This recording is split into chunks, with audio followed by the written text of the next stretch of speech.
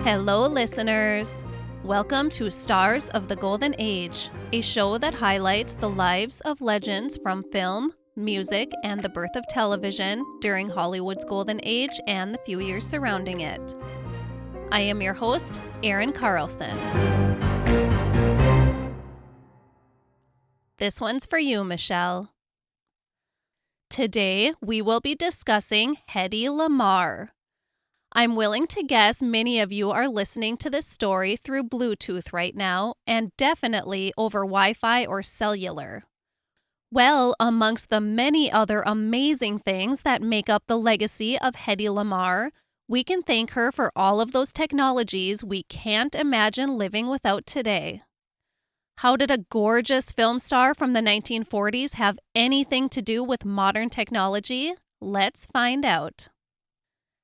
Hedwig Eva Maria Keisler was born on November 9, 1914, to parents Gertrude and Emil in an affluent artistic neighborhood of Vienna, Austria. Hedy was the only child for the couple and lived a privileged childhood full of culture and great experiences. Hedy adored her father, and he adored her. He raised his only daughter to be strong, confident, and to always reach for her dreams. Emil was a banker, but he was very interested in modern technology and dissecting how things worked. The 1920s were an exciting time for invention and budding technology, and Hedy and her father reveled in this change and advancement. Hedy's mother was a little stricter in her parenting, and she worried that Emil was coddling their daughter. The love between Hedy and her father was just so great. They were very, very like-minded. While Emil supported Hedy's scientific mind, Gertrude encouraged her daughter in the arts. She herself was a concert pianist, so Hedy was involved in piano and ballet from a very young age. Hedy was a very imaginative and very creative child. She was always tinkering with different materials and creating things out of them. She was the kind of child who would take intricate items apart, for instance, a music box in one example of hers, and put them back together again. She wanted to see how things worked, how the magic was executed. As an early childhood educator myself, my heart swells with so much excitement and pride when I observe this kind of curiosity in my students. I just love that thirst for knowledge and understanding, the curious mind. Hedy went to private school where chemistry was her absolute favorite subject to study. She embraced school and loved challenging her mind. When Hedy was 16, she noticed that her beauty was gaining her attention that most girls weren't getting. She decided to utilize this to her benefit and try her hand at acting as an outlet for her creative mind. The documentary Bombshell that I watched as part of my research actually shows a nude photograph that was taken of her at the start of her acting career, at the age of 16. I'll be honest, I was a little surprised to see that flash on the screen right after they were talking about her childhood.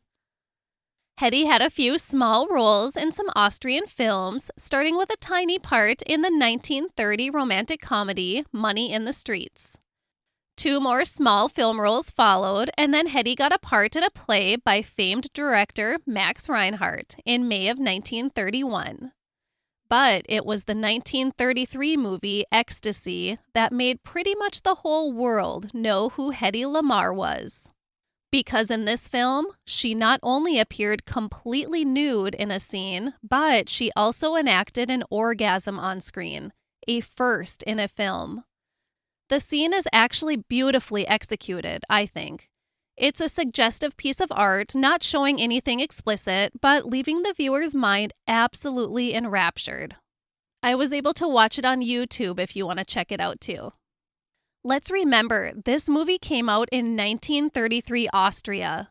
The controversy surrounding it was vast. The Pope denounced the film, and as a result, it was not shown at all in Italy. The Catholic Legion of Decency in the United States condemned the film. The movie obviously did not pass the Hays Code seal of approval in the U.S. It was banned in Germany until a very edited version was released 2 years later. Even Adolf Hitler was disgusted by this display of indecency. Hedy Lamarr later said she did not know going into the film that she would be required to appear nude or simulate an orgasm. Other accounts from those who worked on the film say otherwise. Either way, I think it's a powerful point in film history and actually a very beautiful artistic display. Hedy was gaining recognition for her work on stage, and she definitely gained notice with the movie Ecstasy.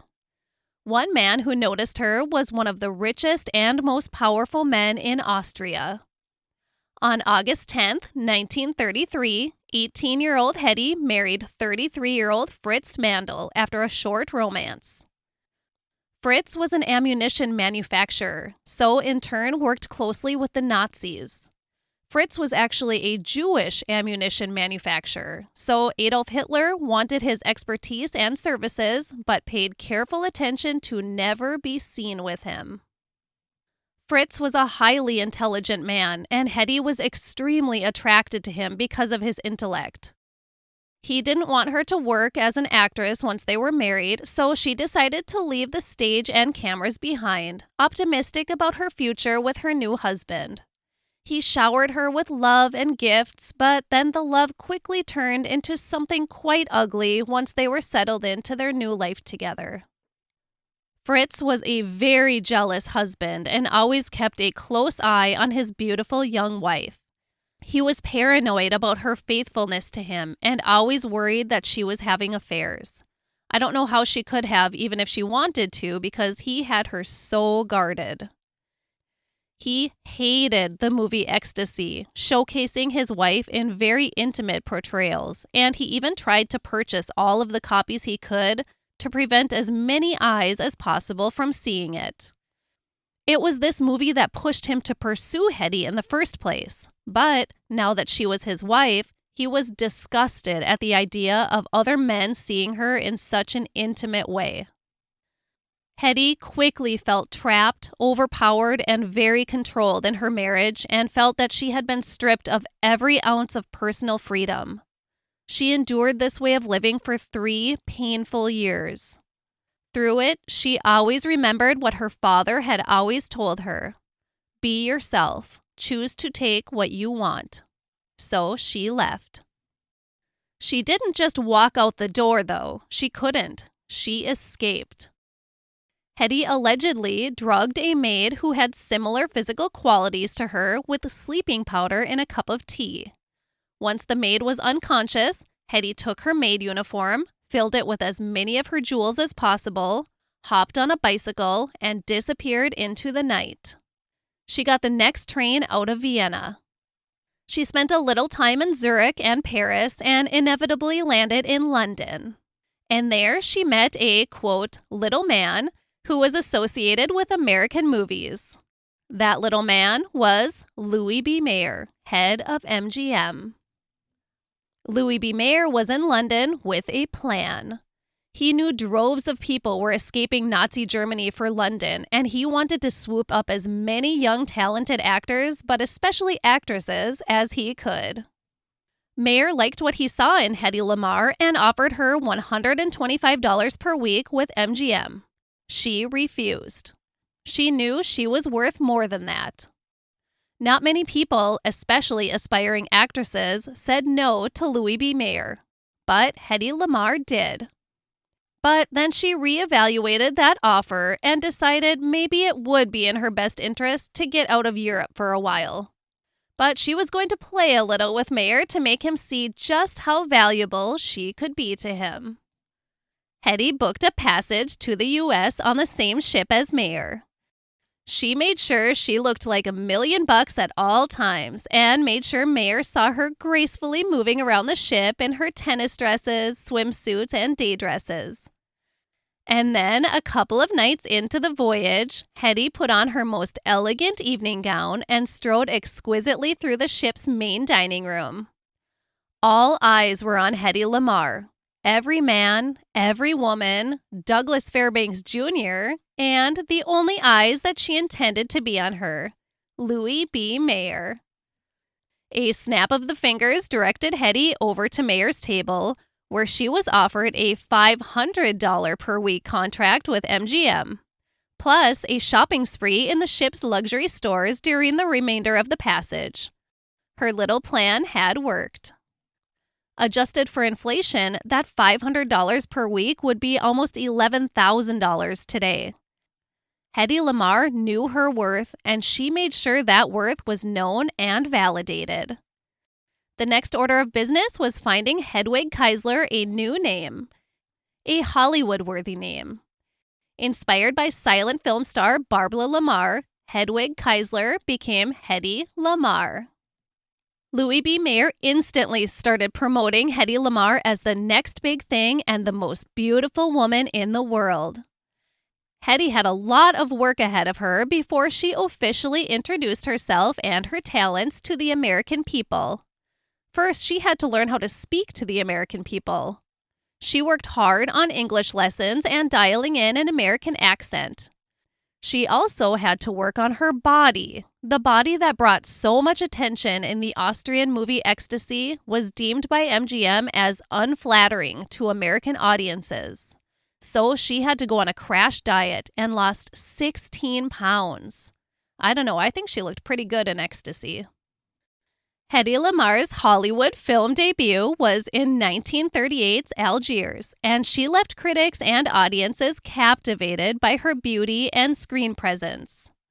Louis B. Mayer saw great potential in Hedy Lamarr and set out to highlight not only her beauty, but her artistic strengths.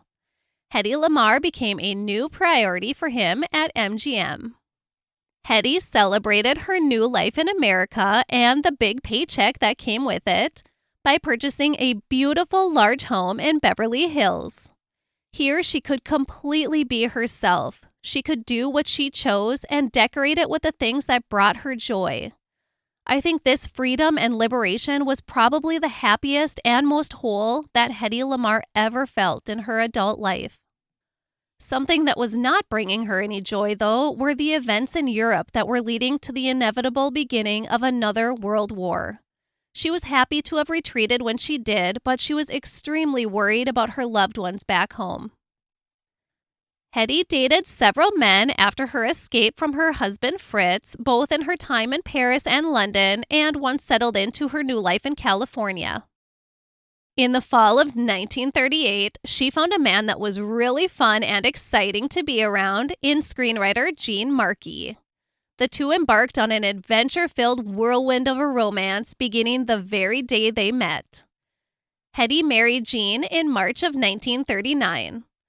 Her first several months in Hollywood had been very busy and very fulfilling. But wait, there's more. The newlyweds adopted a baby about 6 months after they got married. The alleged story goes like this.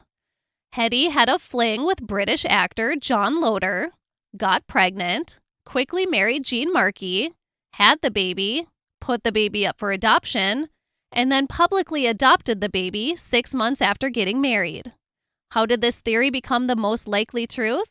Well, a birth certificate of the child, James, surfaced when he was a young adult and allegedly named Hedy Lamarr and John Loder as his parents. More on John Loder in a bit. James refused a DNA test for years, but I did find him on Ancestry.com, and Gene Markey was listed as his father. But I don't think the timing matches up for him to be his actual biological father. There is a bit out there about this from tabloid media, but I didn't even look at those.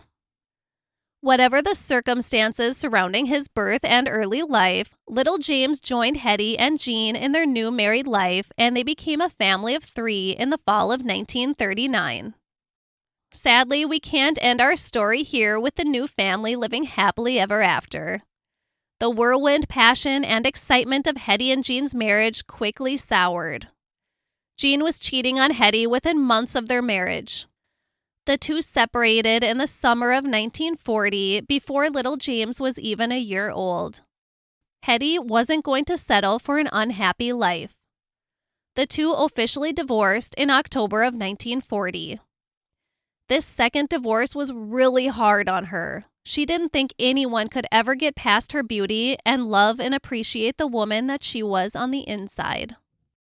Now, since the couple divorced before a complete year of adopting baby James, the Children's Society, which was the agency that they adopted him through, threatened to take the baby back. Hedy put her efforts into fighting for her son, and she was successful in proving herself a good and dedicated mother and was allowed to keep custody of the baby. Remember, though, she's an actress, which can come in handy in real-life situations sometimes. Now that Hedy was settled into the life of a glamorous Hollywood star, turning out movie after movie, she was also settling deep into the pill habit that was pushed upon young starlets by the studio systems in those days. They were urged to take uppers to keep them going for the hours during their long days of work. Women generally had to arrive at the studio long before men because of their time in hair, makeup, and wardrobe. And then they were given downers to get to sleep at night. It didn't take long for many of these actresses to become addicted to pills, something that would haunt and harm them for the rest of their lives. Hedy Lamarr appeared in a few films with Clark Gable, everyone's dream. During the filming of Boomtown in 1940, Gable's then-wife, Carole Lombard, grew very anxious about her husband working with the striking Hedy Lamarr, so she spent quite a bit of time on set to make sure nothing would have the chance to happen between the two, which made filming a little awkward and unnatural, knowing that they had a watchful eye piercing into them the entire time. But it all worked out in the end because the movie was a great hit. Even with the recent success of Boomtown, critics weren't the most positive in Hedy's first films with MGM. It seems they were waiting for some skin like the provocativeness of Ecstasy, and when she was keeping her body covered up, they had little to say about her actual acting skills. She was a beautiful face and nothing more. Things started to change in that regard a little in her next film with Clark Gable, Comrade X. She received many positive reviews for her work in the movie, including one that read, quote, "What she does in Comrade X is to suggest for the first time since Ecstasy that she is an actress as well as a museum piece," end quote. But in reality, she was cast and desired by audiences mostly as a museum piece, including in the widely successful Ziegfeld Girl in 1941, co-starring Jimmy Stewart, Judy Garland, and Lana Turner. Hedy was growing a little bored with her acting career. Remember, she has a sharp, creative mind, the kind of mind that is constantly hungry for a challenge, and she felt like she wasn't getting that challenge she craved and needed. And this is where things get absolutely amazing in the story of Hedy Lamarr. We're getting into the thick of World War II now. The Japanese Navy attacked the U.S. military base at Pearl Harbor in Honolulu in December of 1941, and this event signaled the entry of the United States of America into the war. Hedy, fascinated as she'd ever been about technology and how things worked, educated herself about modern war technology.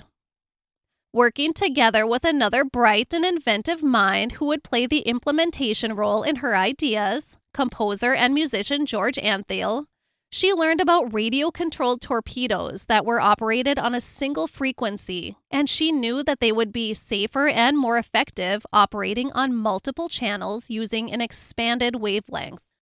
So, in short, the Germans were jamming radio signals that the U.S. was using to send their torpedoes and then either follow or change course via these signals, and then jamming the frequencies so the ship couldn't communicate with the torpedo. Basically, Hedy's radio guidance system used a code to synchronize changes in frequency between transmitters and receivers, a way to secure those radio communications.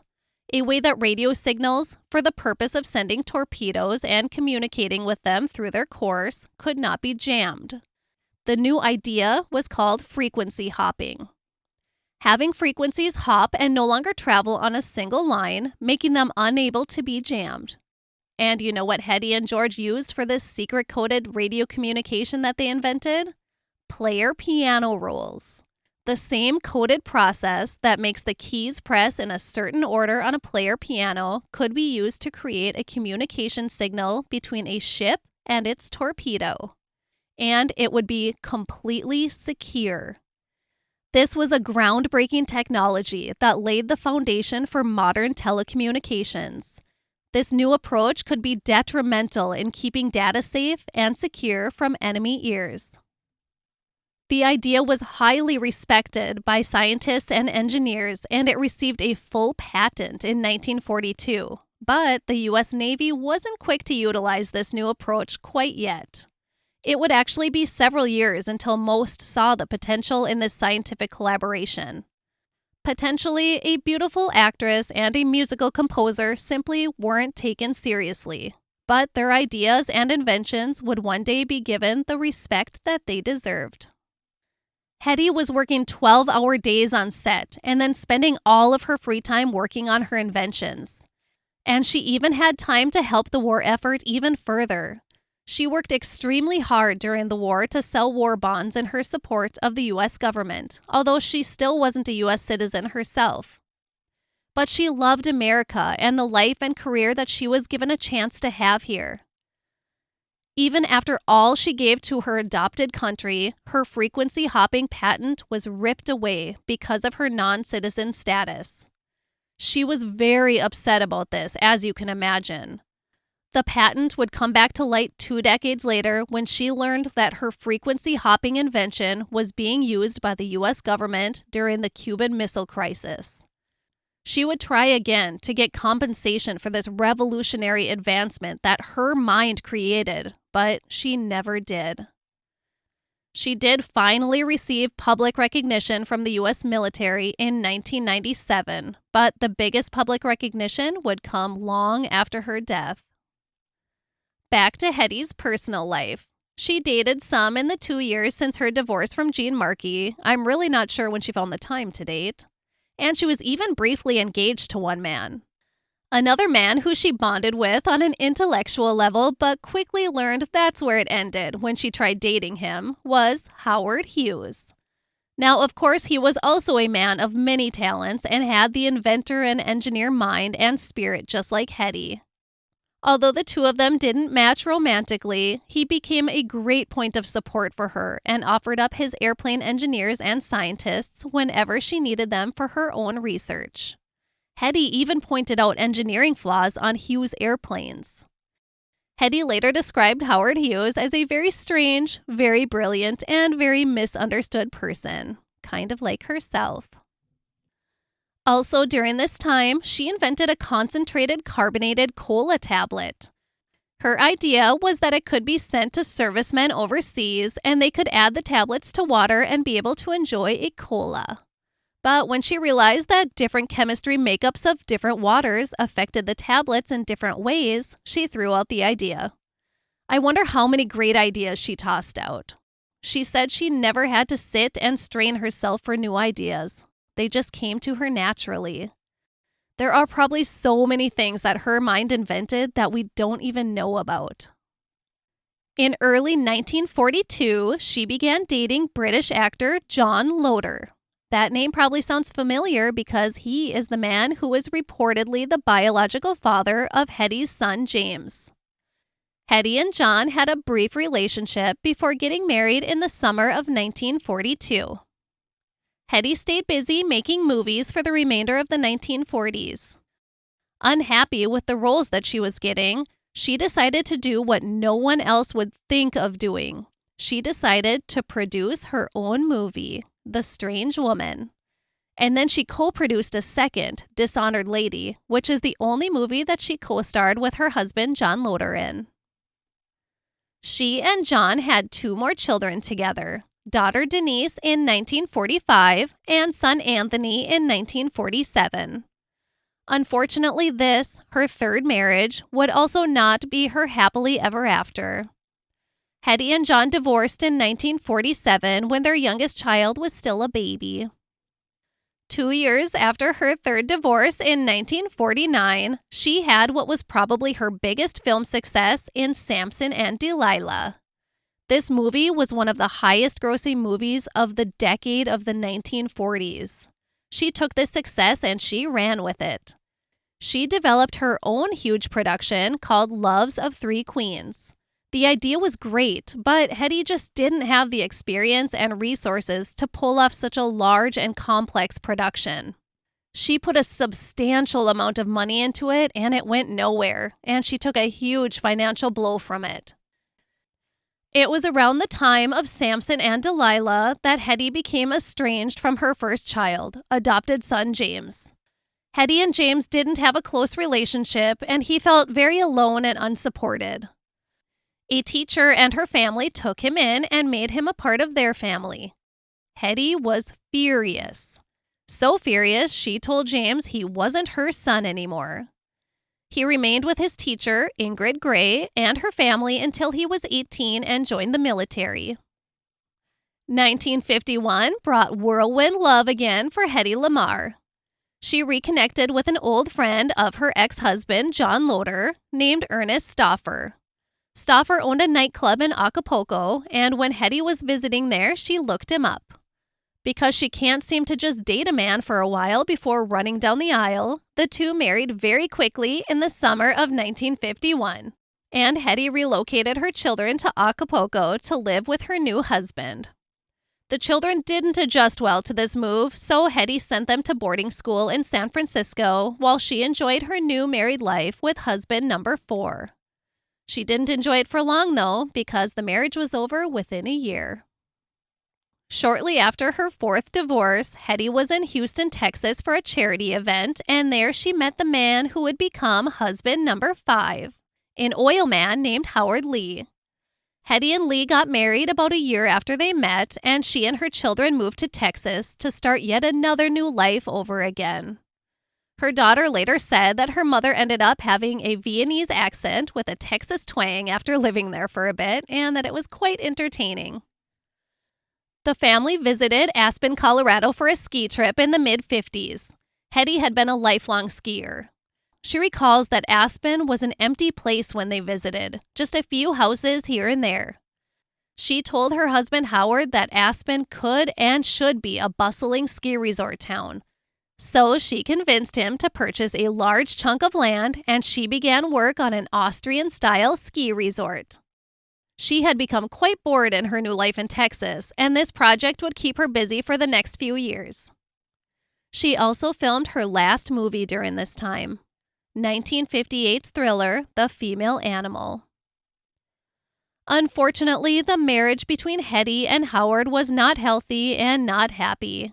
He drank excessively, and it really affected the relationship. The two decided to divorce in 1960 after 7 years of marriage, and all Hedy asked for was the Aspen property and the resort. Amidst the divorce proceedings, tragedy struck the family when Hedy's son Anthony was severely injured when he was struck on his bicycle by a car. He was fighting for his life, and Hedy was at a breaking point mentally. Instead of showing up for a divorce hearing, she sent her Hollywood body double in her place. As you can imagine, the judge was not amused or pleased by this stunt. As punishment for not taking the court's time seriously, her settlement in the divorce was drastically cut. She lost Aspen, and with it all, she lost herself. After her 5th divorce and her son's near-death accident, Hedy spiraled into a pretty serious mental health crisis. She had blow after blow in her personal life, and it piled up so high within herself that she simply couldn't sustain it anymore. Her use of pills from her early days in Hollywood had turned into a full-fledged addiction, as it sadly did for many actors and actresses. And this, coupled with her mental instability, led to some pretty erratic behaviors at times. Her emotional ups and downs led her to fostering or adopting a young boy named Jimmy. I think he was maybe 9 or 10. Unfortunately, Jimmy also had some behavioral issues. I assume a product of whatever his first years of childhood had been. So the two of them were clashing more than living peacefully. Hedy gave up and sent him off to military school and wiped her hands of the situation. That poor boy just needed some love and support, but she was definitely not in a position to be the one to provide that for him. As if Hedy's pill addiction wasn't harmful enough, there was this doctor named Max Jacobson, more famously known as Dr. Feelgood. He was the doctor of many famous figures like John F. Kennedy and Cecil B. DeMille, and he was known for his miracle vitamin shots. Sounds amazing, right? Vitamins are great for our bodies. Well, Dr. Feelgood's vitamins were dangerously high doses of amphetamines and methamphetamines. Not good. He treated Hedy, and I use that word very loosely, from the early to mid-1950s until he lost his medical license in 1975. That's a long time to be pumping that kind of toxicity into your body. Her children said her meth addiction turned her into a monster. The loving mother of their early childhoods had been destroyed by drugs. Her son Tony said in the Bombshell documentary, quote, "Growing up with Hedy was difficult. She had so many sides and so many faces. Even I couldn't understand who Hedy Lamarr was," end quote. 3 years after her divorce from Texas oil man Howard Lee, Hedy married for the 6th and final time. That's probably enough. This time, the groom was her divorce lawyer, a man named Louis J. Boys. The divorce lawyer himself would be going through a divorce with Hedy Lamarr just 2 years after marrying her. Hedy's 6th and final divorce occurred in 1965. Hedy had tried so many times to find the right kind of love for her. She had said to people close to her that her greatest love had been her father. He was the truest love she had ever felt, and she didn't think anyone would ever live up to the greatness of him. He had loved her wholeheartedly. He believed in her, he encouraged her, and he made her feel safe and valuable. She spent her whole life chasing that kind of love and sadly never found it. The year after her 6th divorce, 1966, was an interesting and humiliating year for Hedy Lamarr. First, she released a tell-all autobiography that was mostly written by 2 ghostwriters. After its publication, Hedy filed an injunction with the publisher to have it pulled because she said the accounts in the book were all fabrications and she did it just to get the money. And now that it was out, she changed her mind. Still battling through that mess, one day with about $14,000 in her purse, Hedy was caught shoplifting about $80 worth of cosmetics in a department store. She swore it was just a misunderstanding. But the more believable reason behind the incident is the fact that right before she drove to the store, she had received a special super vitamin shot from Dr. Feelgood. So she was high on meth. If she was on a descent to rock bottom, this incident couldn't be any closer to that hard bottom. In the end, she was acquitted of her shoplifting charges, but it did happen again in her later years. The damage to her reputation was done, and Hedy was now the subject of jokes and parodies all over the media. Hedy was still fighting that autobiography, too. The judge is quoted as saying the book was, quote, "filthy, nauseating, and designed to exploit the worst instincts of human beings," end quote. He didn't necessarily believe it all to be true, but still he didn't feel he had enough evidence to order a cease and desist to the publisher. I didn't read this book because of the fact that it is likely very exaggerated and sensationalized, but now I kind of want to after reading what the judge thought of it. Hedy started getting plastic surgery in the mid-1950s when she had reached her 40s. Even with her struggles, she still had a sharp, inventive mind, and she was advising her plastic surgeons on ways to revolutionize their surgical techniques, ways to improve results and minimize scarring. Her doctors used her ideas on her and then continued to use them on others too. Hedy was a strikingly beautiful woman when she began cosmetic surgery, but like so many others, she took it a little too far. Another addiction for her, I imagine. I wish that she had felt that she was beautiful enough inside and out to age naturally and gracefully. Hedy moved to New York City in 1968 when she was 54 years old. Her final public appearance was on The Merv Griffin Show in 1970. In every interview I heard with her, she tried to make the interviewers and audiences understand that there was more to her than her work in Hollywood and her glamorous life and her beautiful face. She would always say that she was misunderstood, but nobody seemed to want to hear it. She was always trying to share her true self, but her true self simply wasn't accepted. People wanted her to be the image they had of her in their own minds. After this final interview with Merv Griffin, Hedy became mostly reclusive. She was done with the outside world. After about 15 years in New York City, Hedy moved to Orlando, Florida. I'm really happy she made this move because sunshine and warm weather had always made her happy, and she deserved happiness and a content soul. Hedy's son Tony received that much-deserved award from the U.S. military in 1997 for her groundbreaking invention of frequency hopping. Hedy was completely out of the public eye by now, so she didn't want to attend, but she was happy for the recognition. Finally. And to think of all of the advancements this technology has continued to make since that recognition in 1997.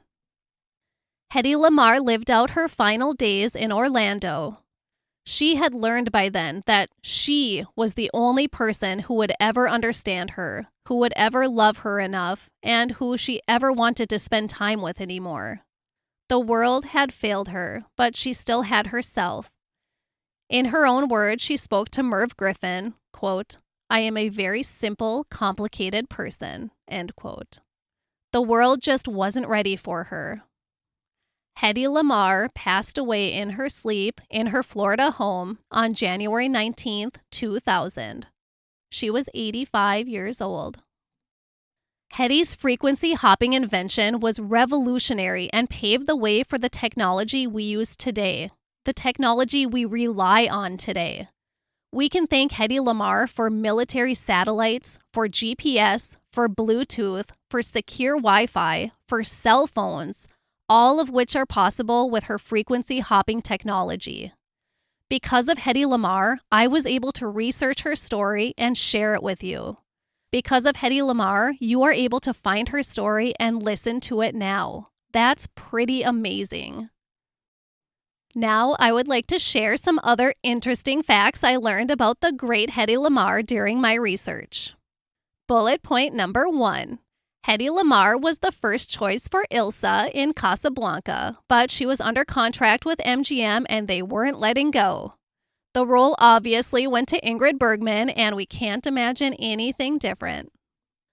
Bullet point number 2. Hedy was the model for Snow White and one of the inspirations for Catwoman.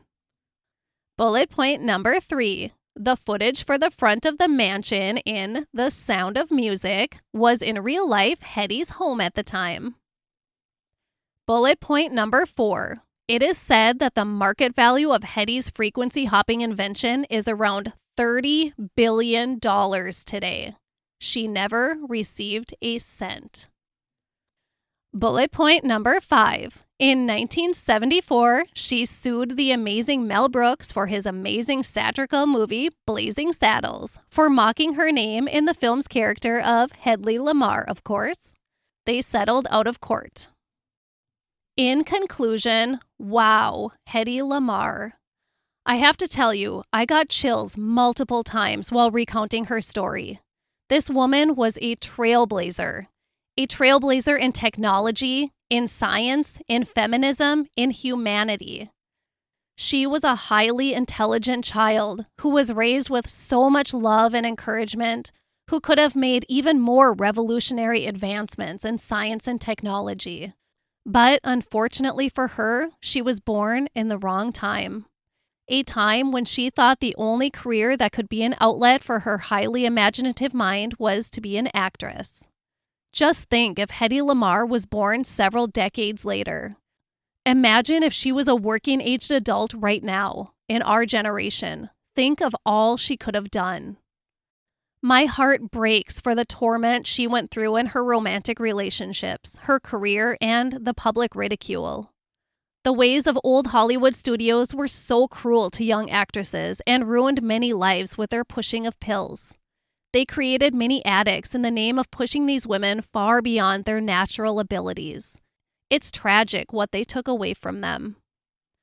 I wish Hedy Lamarr could have known while she was still alive how remarkable the world would someday see her, the way we see her now.